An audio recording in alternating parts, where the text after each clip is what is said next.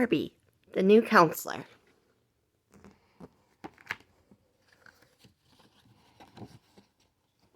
By Diane Muldrow. One bright summer morning, Barbie blew her whistle to get her campers' attention. "Good morning, everyone," called Barbie. "Before we have breakfast, I have an announcement to make. I'll be away from camp for a few days on a fashion shoot. My friend Becky will take my place as your counselor. She's coming tomorrow so that I can show her the ropes." Barbie and her hungry campers walked down the hill to the picnic tables where breakfast was waiting. "There's one more thing I want to tell you about Becky," said Barbie. "She uses a wheelchair. Other than that, she does all the same things as you as me, just a little differently. So let's give her a big welcome tomorrow."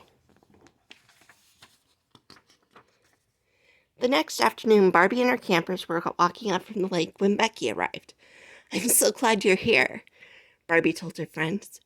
"Girls, this is Becky." "Hi, everybody," said Becky. "We're going to have a great time together." Barbie and the girls showed Becky where she would be staying. "Welcome to Cabin 5, said Barbie. "Stacy, Whitney, and Janet are the campers who stay here."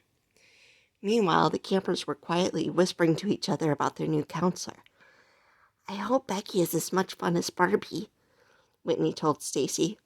"My friend Lisa uses a wheelchair, and we have lots of fun together," Stacy assured her. After changing their clothes, Barbie, Becky, and the girls headed down to the volleyball court for a game.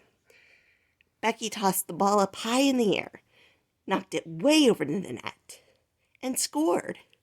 "Wow!" everyone cried. Becky was a good player.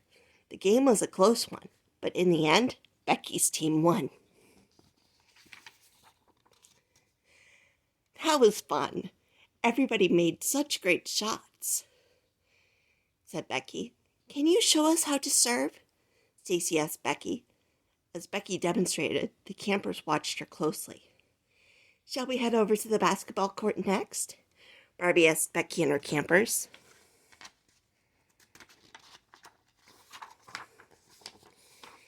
"You're in for a real treat now," Barbie said. "Becky is the star player of her basketball team." Barbie threw Becky a basketball. Becky caught the ball, moved quickly down the court, and tossed it up high. Swoosh went the ball, right into the basket. "I want to be on Becky's team," shouted Janet. "Me too," cried Stacy.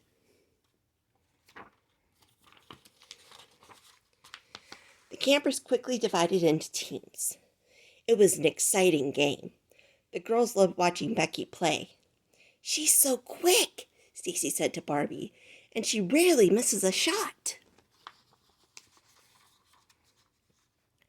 When the game was over, Barbie and her campers gathered around Becky. "You're such a good athlete, Becky," exclaimed Stacy. "Thanks, Stacy," said Becky. "What is it like using a wheelchair?" asked Whitney.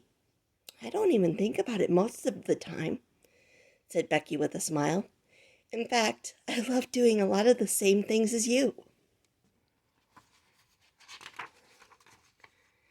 The campers soon left the basketball court and went back to Cabin 5. "We have free time now until dinner time," Stacy told Becky. "I brought some beads with me," said Becky. "Do you and your friends like to make jewelry?" Cabin 5 was busy until it was time for dinner. Stacy, Whitney, and Janet made necklaces with Becky's pretty beads. "Let's make a friendship bracelet for Becky," Stacy whispered. "We'll give it to her on her last day of camp."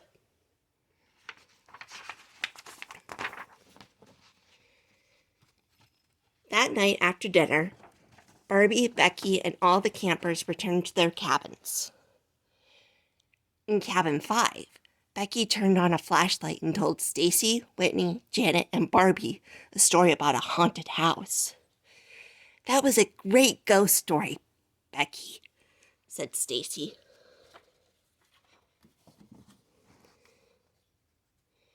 The next morning, the campers said goodbye to Barbie. "Barbie, we love Becky," they said. She loves to do all the things we do. Becky, are you ready to take over? Asked Barbie. You bet I am, Barbie, Becky said, and have a good trip. Bye, girls, Barbie cried as she drove off.